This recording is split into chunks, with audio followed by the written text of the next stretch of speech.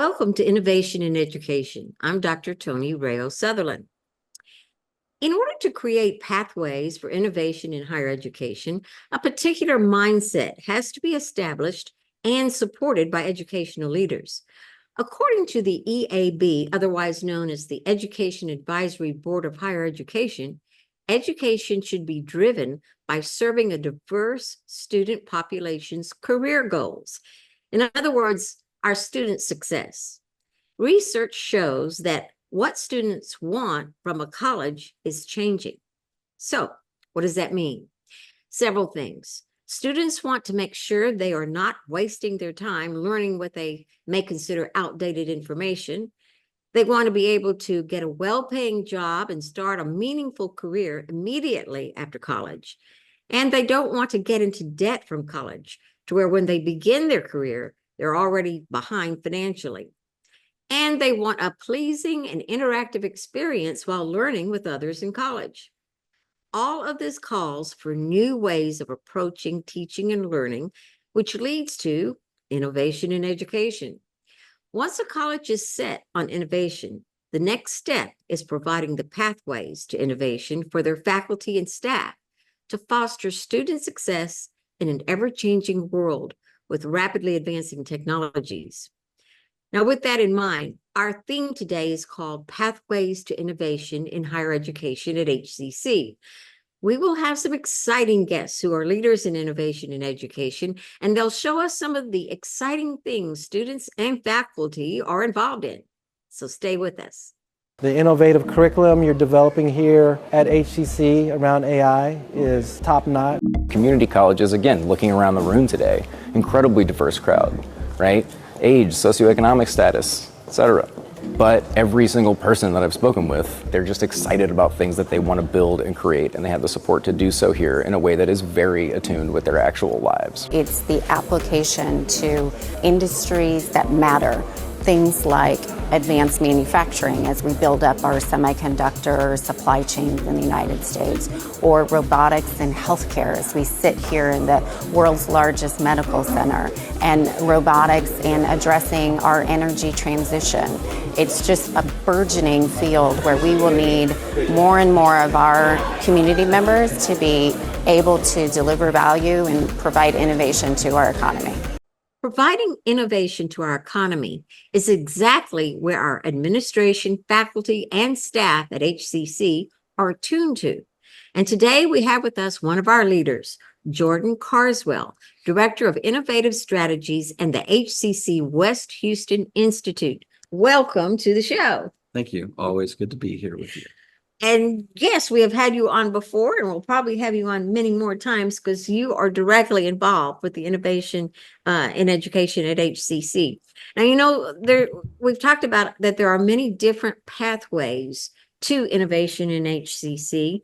So tell us a little bit about that, but also you told me earlier that there's something brand new going on. So which way you want to go? You want to tell me the pathways or what's new? We'll reveal the what's new at the end, so people stay tuned. Okay, stay tuned. That's a teaser. All right. So what are the pathways right now for innovation in education? So first of all, I think it's important to know, for those of you that aren't maybe listening from HCC or haven't been here very long, that we have always had lots of opportunities for faculty and staff to innovate. That's one of the reasons that I'm still here, because I certainly didn't have a great idea about what I necessarily wanted to do, but I felt like being among people like Dr. Hodges in my early days and others, Dr. Ford Fisher, I remember from very, very early on in my career at HCC, they always were looking for the next thing and giving other people plenty of room to figure it out. And you need that room when you're innovating, because you can't just stay in one little hole, you got to think out of the box, as they say. And I think that's something, innovation and creativity are the same way in that I think you can create circumstances that encourage and foster it. I know that Dr. Butch Herod will be on this show, yes, and he will get a firsthand account of what went into the design of the West Houston Institute. I think that what you don't know is what exactly is going to happen in terms of innovation. We know that we want to promote student success, but what does that, look like? And so at the West Houston Institute, from the time it was conceived, there was an understanding that you needed to kind of be prepared for lots of different opportunities. And I think it's interesting to me, one of the most successful groups that we've worked with is interior design. Many people would have thought, well, this is a STEM building Mhm. and it's going to be focused on engineering. And we certainly have those folks in the sciences and lots of others in there. But that's been one of the most, I think, really innovative groups that we've worked with. I think that's because of the pathways that we've enabled them to have. The faculty there have always been promoted, from their administration. But then we had opportunities, first of all, to come in and just ideate, right? You need a lot of ideation where people are just free to kind of have ideas, try things out, Mhm. and figure them out. The next thing to me is that you need then to be able to take those folks that are committed and passionate about doing something and provide them places to incubate those ideas. We have our faculty academies, the adjunct to faculty academy, the full-time faculty academy. You have the endowed chairs program. HCC Foundation provides grants. And then we have the Innovation Fellows programs. And those are all extended opportunities to develop your idea.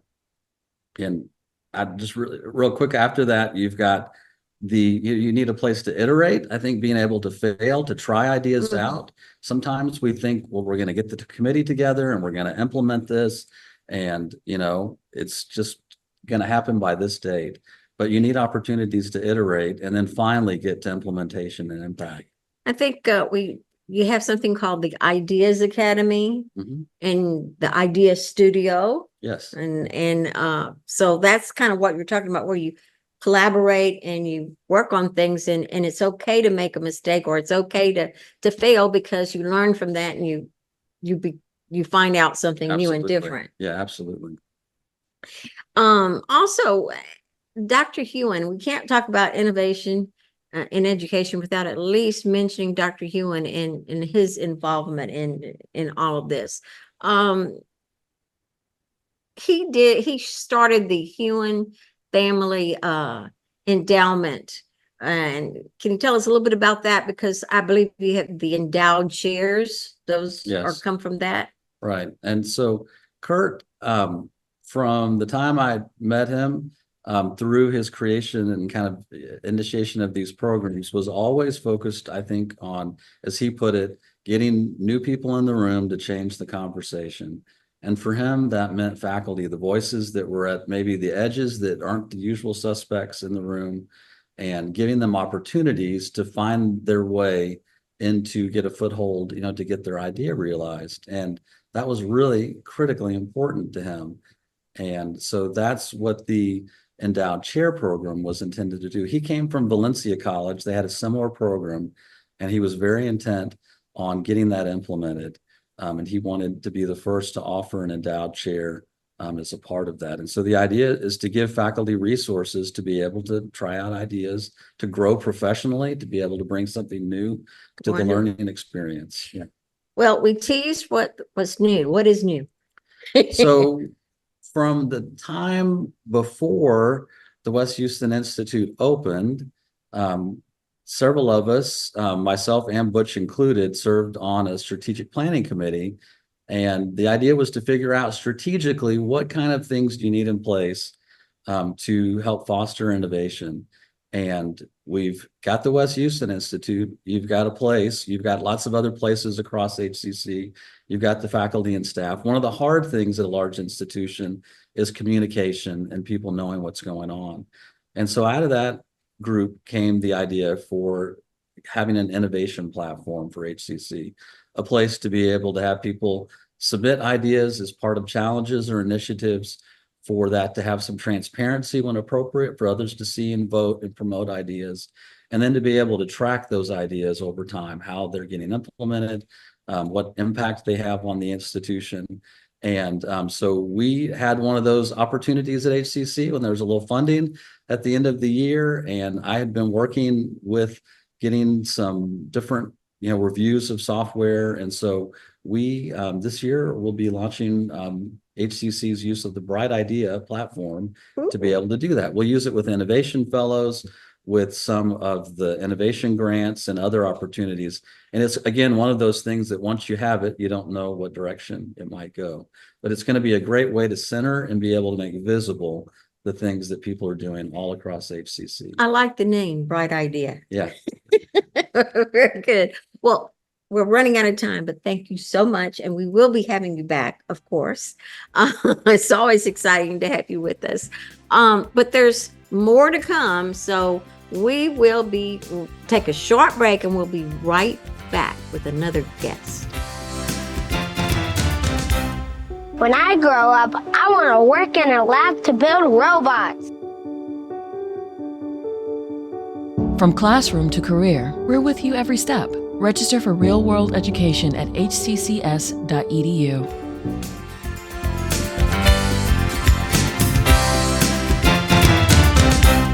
Welcome back to Innovation in Education. I'm Dr. Tony Rayo Sutherland. Well, in this segment, we are going to talk to Dr. Butch Herod. He is the interim president of HCC Central College. Welcome to the show. Thank you very much. Pleased to be here. We want to congratulate you on your new position, but more importantly, you've been here a long time. This is not really new for you. Yes, that's true. In fact, you have been a big part of the West Houston Institute, the beginning of it, the thought of when it was just a little thought in your head, I think. So tell me a little bit about the West Houston Institute and how it came about. What possessed you on this? I never thought of myself as possessed, but I like that. So the West Houston Institute emerged, we had the bond money, of course, and I was actually in the nation of Qatar leading our initiative over there. And I received a call from Dr. Zachary Hodges, and he says, hey, come back. I want you to lead the development of a new campus. Well, the campus basically turned into a building on the A-Lead campus. And so I was privileged to lead a team of people, and we gathered input from everywhere about what should go into the building. Mm-hmm. So we had external groups, internal groups. So there were a lot of people that contributed to the notion. But I have to be honest with you. A lot of the things that were contributed were incremental changes to what we were already doing. It was replications and incremental changes. And I knew that we had to do something differently because, honestly, to be competitive and to keep our edge, to future-proof our students, I knew that something had to change in the way that we were delivering our education. And that's, I'll come back to this, but there had been already at that point almost a decade-long decline in higher education enrollments. Just to your point that you made earlier. Yeah. So that's how that came about with respect to, I felt like that we had to do something differently. And I especially felt like that we had to create a place for innovation and creativity to thrive. Right. Right. That's very important. And so there was a book, I understand, that also its philosophy was something that also was something that propelled this. Tell me about that. Sometimes we question the value of going to a conference, and but actually in this case, it proved to be invaluable because went to a conference, heard a speaker, and buried in the footnotes was a reference, a book. It was a bibliography that he put together called The Medici Effect. And I said, you know what? I've got to read that. That's intriguing, the subject matter, the title.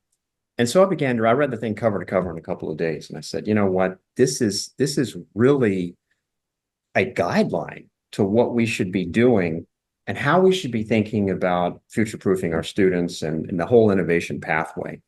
So that's how the impetus for the creation of the West Houston Institute began, because it was concepts in that book and later that would be embedded into the Fellows program.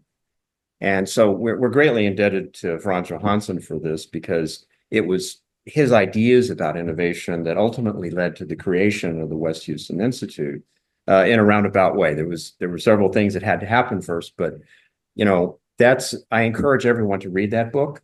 And just very briefly, the Medici Effect details how the Medicis in Florence brought together artists and sculptors and thinkers and inventors of all types. And they came into this intersection in Florence. And from that, the Renaissance emerged. Mhm. And if you look at the West Houston Institute, it's that expansive part of the building. You go in there and it just seems large. It seems expansive. Mhm, There's it open does. spaces. We're creating those intersections. Mhm. And we want to foster ideas to people coming together and doing different things than they otherwise would. Johansson says diversity drives innovation. And Mhm. that's what we're trying to do at the West Houston Institute. It's the diverse people coming in, faculty, staff, students, people from the outside. And from different walks of life, different disciplines, and all of those collaborate. Yes. That's wonderful. Well, before we run out of time, I want to, you, of course, are the new interim Central College president. So with all this innovation, what are you planning here for Central College? Well, I have some ideas, of course, but since I've been there 3 months, right now I'm in the process of listening and gathering input from everyone else. The worst thing a new leader can do is come in and assume that they have all the answers. Right. I'm building trust relationships with the people at Central so that we all can collaborate and come up with things. But let me say this. We absolutely must change the way that we're doing. We must foster a culture of innovation because, again, 10 years of steady declines, companies, other institutions are competing for our students, Mhm. and we have to do things differently than what we've been doing in the Right. past. We absolutely must. So just one quick example, and I know that you're going to have him coming up, is that, of course, we have the Reality Collab Oh, yes. at Central. Mhm. And I will tell you this, it's my personal belief that AR, VR will ultimately be embedded in all of our classrooms, into all the things that we do, because the tool is too powerful. I believe And it. I'll say one more thing about that. The world is going to change. I made this prediction years ago, and so far it's proven to be correct and, on time, Mhm. is that because of the exponential power of computing and digitization, Mhm. the world is going to change in such rapid ways that we're going to be lost if we don't anticipate some of those changes. Mhm. And that's sort of where my heart is that I really want us to be successful. I want the institution to succeed. And so we have to take into account all the changes. AI will threaten every job. Let's be clear about that. I believe Eventually, it will that, threaten yes. every job. Right now, it's not, but you can already see how it's having an impact. And all this wouldn't have been possible. Some people are just kind of surprised by all of it. But I give you a quick example. In the 50s, a transistor radio was invented. It had 4 transistors, and transistors are measures of computing power. They're Mhm. semiconductors in essence. There were 4. And so what I like to do is I like to pull out my phone and I'll ask people, how many transistors do you think are in this device? And they'll say, oh, 10,000 maybe, 50. No, there's like 16 billion. The new iPhone has Billion with a 19 B. billion with a B. And that is what has changed everything you see. The things that were impossible before, such as a computer beating a master chess player in chess, or even more recently, a computer beating one of the masters in Go, of which the permutations are seemingly endless. But that's going to manifest itself in ways that we can't even imagine yet. I so much appreciate you being on the show. Both of you guys, you just have so many wonderful ideas and open thought, and I just love that. Thank you so much, and we You're will so be welcome. having you back. That's Have to great. have Thank you so back. much. Okay, but first we've got another break, and we'll show you some more things that HCC is doing innovatively.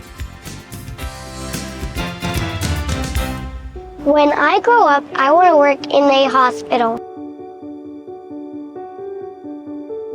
From classroom to career, we're with you every step. Register for real-world education at hccs.edu.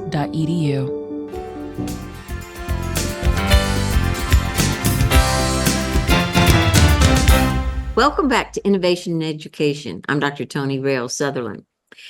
Next, the Innovation Education team talked with Ruben Duran, who is the director of the Reality Collab for HCC's Innovation and Digital Strategies at Central College. He tells us the story of how this program got started and the innovative pathways it has opened for many here at HCC. He begins with how faculty were the first to see its innovative possibilities. faculty has embraced the technology, because in the fashion department, as you can see, they used to draw the garment. They still use all of the traditional tools, but in something like fashion merchandising, they're now using computer 3D programs to create these merchandising stores. So this is now embedded in many different areas at HCC, and I can see how this is also going to continue to grow because of the use of 3D tools in those classrooms. It shows the potential of the technology, how it actually destroys the boundaries of space and time for collaboration. It's a very important part to us. We are collaborating and bringing almost all of the different areas at HCC to think about this technology in this way. One of the things that is very interesting is how long we have been doing this. And we actually began to research and use VR, virtual reality, at the time in 2015. And from there, we actually converted a meeting space where we used to meet as a team into a virtual reality lab. And we started with 2 headsets at the time. Headsets didn't have controllers. This is one of the very first virtual reality headsets that we started to experiment with. And as you can see, this headset allows you to place your phone inside of it, okay? And secure it so that you can then see through the eyes and be immersed in a 360 image. That was 2014 and 2015, and this is how we actually began to think about this technology and the potential for immersion, visualization, and teaching and learning. And so at that point, we started to engage with art faculty, and they realized how impactful it was to use that technology, immerse into a space and draw that at the same time was actually sculpting. So that is actually what perhaps is the very first use of virtual reality in a teaching setting at HCC anywhere. The lab, as I understand, is one of the very first of its kind in Texas, if not the first. And of course, from there, then we move on to working under the support and leadership of our former president, Dr. Mudassir Siddiqui. As such, then we were able to move from that meeting room into the virtual reality lab that you see today. Then we actually changed the name to XR lab. And the XR is extended reality, because then we were not only doing virtual reality, but we were also doing augmented reality and so on. This is one of the very first projects that students in the art classes of Professor Catherine Fields were working on when they came to this lab. They started to create this, and we of course saw the potential for the technology. So if you look at this, this is like a tree. But what kind of a tree is this? And so here you're able to go inside the creation of this from the student, in where you're able to see this is animated, and you're able to go inside this apartment, and so you're able to see outside and see the high rises. And of course, then you have other more interesting parts here, which is a painting. This is what he was painting. In the animation, we'll actually show you the leaves falling down and everything. So in this painting of his, you have actually something that you can go inside the painting. And this actually showed us the potential for this technology at a very early age. At that point, we also started to insert virtual reality into the curriculum, and we were working with the arts, but we were also bringing other departments, such as interior design. And the interior designs saw, just like the arts, the value of this technology for them to visualize how those creations that they were doing in the classrooms, how can they experience them in a very different way. They would see what they were creating in programs such as Autodesk Revit and SketchUp. And so the interiors were actually then put into VR in this lab, and they were able to visualize and be inside those experiences. That actually then became a very important instructional tool for simulations and visualizations in that area. And that's how actually we began, again in 2017, incorporating these different workflows into interior design, art, and biology and chemistry. We were using what we call out-of-the-box applications that in many ways were being used to illustrate the flow of blood in the heart. So that was our very humble beginning. This will be a workflow for the early days, 2019, 2018, 2019, in which the students were actually coming to the virtual reality lab to visualize their designs that were actually done in the classroom. So before, the way that they were visualizing this was perhaps by creating cartoon content or board content that would eventually show what they were trying to do.